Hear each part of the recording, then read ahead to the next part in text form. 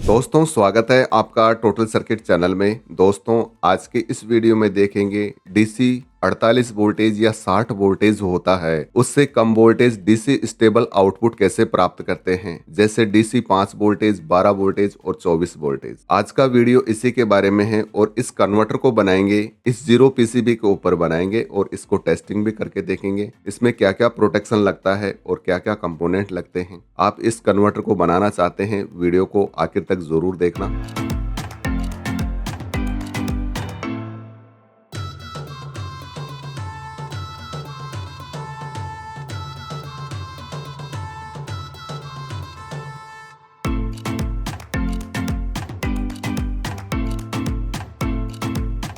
दोस्तों buck converter बनकर तैयार हो गया है। यहाँ पर देखेंगे मोसफेट और डायोड पे मैंने हीट सिंक भी लगा दी है, क्योंकि जब आउटपुट में लोड रहता है ये मोसफेट बहुत ज़्यादा गर्म होता है और हीट सिंक लगाना बहुत ही ज़रूरी है इसमें। अगर हीट सिंक नहीं लगाएंगे थोड़ी देर में गर्म होकर मोसफेट ख़राब हो जाएगा। और यहाँ पर ये मोसफेट है, इसके ऊपर भी हीट सिंक लगा दी है, ये भी थोड़ा गर्म होता है। हीट सिंक लगाएंगे तो बहुत ही अच्छा रहेगा। और इसके सर्किट डायग्राम को देखेंगे तो यहाँ पर इस जीरो पीसीबी में बिल्कुल भी समझ में नहीं आएगा। सर्किट डायग्राम देखने से पहले इस कन्वर्टर की टेस्टिंग करते हैं।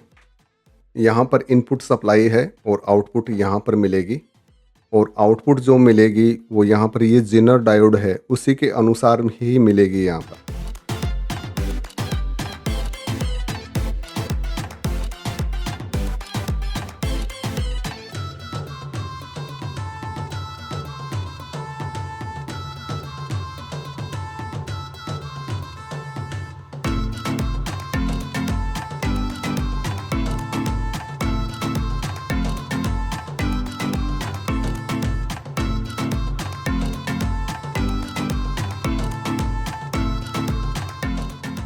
दोस्तों इनपुट पे मैंने 40 वोल्टेज दिए हैं और आउटपुट में यहाँ पर 13.5 वोल्टेज मिल रहा है। यहाँ पर 12 वोल्टेज का जेनर डायोड लगाया है, उससे 1 वोल्टेज यहाँ पर आउटपुट में ज़्यादा मिलेगा। अगर यहाँ पर 11 वोल्टेज का जेनर डायोड लगाते हैं लगभग यहाँ पर 12 वोल्टेज आउटपुट में मिलेगा। पहले एक छोटा लैंप जलाकर देखते हैं।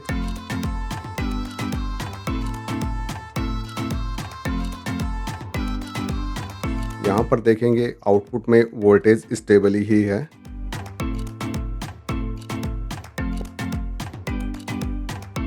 थोड़ा हैवी लोड और लगाकर देखते हैं।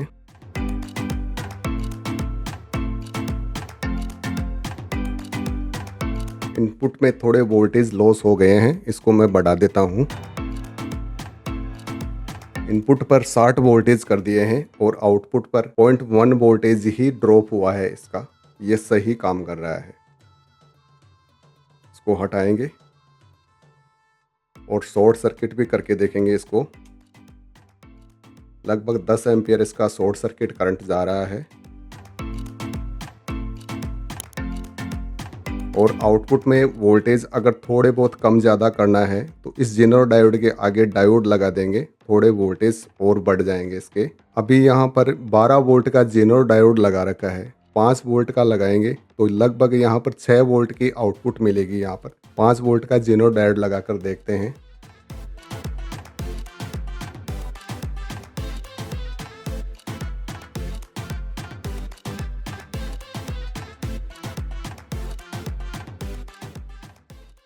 इनपुट को जोड़ते हैं। अब इनपुट पर देखेंगे यहाँ पर 64.8 वोल्टेज आ रहे हैं और आउटपुट में 6 वोल्टेज मिल रहा है। और जेनर डायोड लगाया है यहाँ पर 5 वोल्ट का लगाया है, उससे 1 वोल्टेज ज़्यादा मिल रहा है।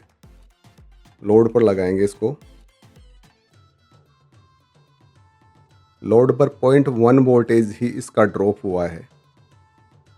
अब यहाँ पर 5 वोल्टेज के 2 जेनर डायोड लगाएंगे, लगभग इसमें 11 साढ़े 11 वोल्टेज के लगभग मिल जाएगा इसमें।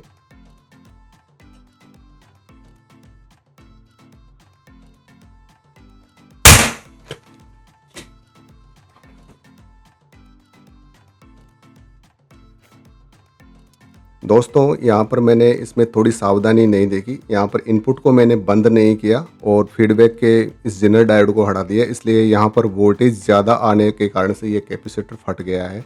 अब यहाँ पर मैंने इस कैपेसिटर को चेंज कर दिया है, खराब हुआ है उसको। इनपुट को जोड़ते हैं। यहाँ पर 5 वोल्टेज के 2 जेनर डायोड लगा दिए हैं सीरीज में और आउटपुट पर 11 वोल्टेज मिल रहा है। इसको लोड पर टेस्ट करते हैं।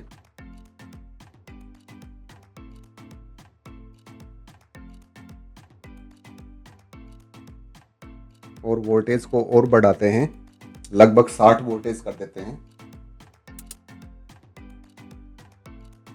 और वोल्टेज को कम करके भी देखते हैं आउटपुट में वोल्टेज स्थिर रहते हैं क्या।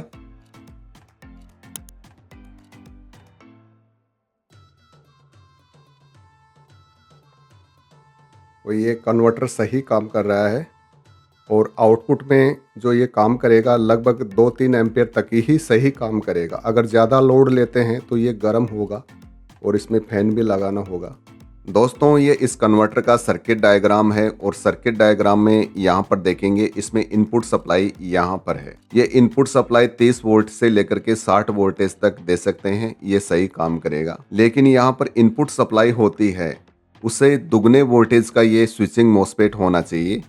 जैसे यहाँ पर 60 वोल्टेज की सप्लाई दे रहे हैं तो कम से कम ये 100 वोल्टेज या 120 वोल्टेज का ये मॉसफेट होना चाहिए, तभी ही सही काम करेगा, अन्यथा ये बार बार खराब होगा। और इस कन्वर्टर में देखेंगे यहाँ पर ये पॉजिटिव वोल्टेज आउटपुट में डायरेक्ट आया हुआ है। यहाँ पर ये नेगेटिव वोल्टेज ही इसमें कंट्रोल होता है, इसमें पॉजिटिव वोल्टेज कंट्रोल नहीं होता। ये केवल नेगेटिव वोल्टेज को ही कम ज्यादा करके आउटपुट में वोल्टेज को सेट रखती है। आउटपुट पर जो वोल्टेज सेट होता है यहाँ पर ये जेनर डायोड है। जितने वोल्टेज का ये जेनर डायोड होगा उससे 1 वोल्टेज आउटपुट में ज्यादा मिलेगा। यहाँ पर 12 वोल्ट का जेनर डायोड है, आउटपुट में 13 वोल्टेज मिलेगा यहाँ पर। और यहाँ पर वोल्टेज सेट करने के लिए जो फीडबैक दिया जाता है वोल्टेज का इस आईसी को, वो इस फोटो कपलर से दिया है यहाँ पर। और ये आईसी है, इस मॉसफेट को ड्राइव करने का काम यही आईसी करती है, UC3843। और इसकी पिन नंबर 6 से ड्राइव पल्स आती है और इसी से ये ड्राइव होता है और आउटपुट में वोल्टेज को सेट रखता है। और UC3843 आईसी है, ये 60 वोल्ट डीसी पर काम नहीं करती। इसको कम वोल्टेज पे चलाने के लिए यहाँ पर ये सप्लाई बनाई है, ये मॉसफेट से सप्लाई बनाई है। यहाँ पर ये मॉसफेट जो इस आईसी को सप्लाई देगा वो यहाँ पर ये जेनर डायोड है उसी के अनुसार देगा। यहाँ पर ये 18 वोल्ट का जेनर डायोड है, तो लगभग यहाँ पर आईसी पर जो वोल्टेज आएगा VCC वोल्टेज, वो 17 वोल्टेज यहाँ पर कांस्टेंट रहेगा। चाहे इनपुट सप्लाई 30 वोल्ट हो या 60 वोल्टेज, यहाँ पर फिक्स 17 वोल्टेज ही रहेगा। और यहाँ पर देखेंगे आउटपुट में जो करंट सेट होता है वो यहाँ पर ये रेजिस्टेंस है, ये मॉसफेट के सोर्स पिन पर लगी हुई है। 0.2 ओम की रेजिस्टेंस है, इससे ही आउटपुट में करंट सेट होता है। और इस मॉसफेट की सेफ्टी का काम भी यही रेजिस्टेंस करती है। अगर इस रेजिस्टेंस के मान को कम करेंगे आउटपुट में करंट बढ़ेगा, रेजिस्टेंस के मान को बढ़ाएंगे आउटपुट में करंट कम होगा। यहाँ पर वायर वाउंड रेजिस्टेंस भी लगा सकते हैं या कार्बन रेजिस्टेंस भी लगा सकते हैं, कम से कम 2 वाट की रेजिस्टेंस होनी चाहिए। और यहाँ पर जो स्विचिंग करती है ये आईसी, पिन नंबर 6 पर जो पल्स निकलती है उसकी जो फ्रिक्वेंसी का सेट होती है वो पिन नंबर 4 से होती है। यहाँ पर ये CT का मान है, ये 1 नैनोफैरेड लगाया है इस पर, और RT का मान है वो 27 किलो ओम है। दोस्तों, आपने इस वीडियो में देखा स्टेप डाउन कन्वर्टर कैसे बनाते हैं। दोस्तों, आने वाले वीडियो के अंदर पॉजिटिव वोल्टेज को कंट्रोल करके स्टेप डाउन कन्वर्टर कैसे बनाते हैं उसके बारे में भी वीडियो बनाऊंगा। दोस्तों, वीडियो आपको पसंद आया, वीडियो को लाइक करना। आप इस चैनल पर नए हो, चैनल को जरूर सब्सक्राइब कर लेना। यह वीडियो आपको देखने के लिए धन्यवाद। आपका दिन शुभ हो।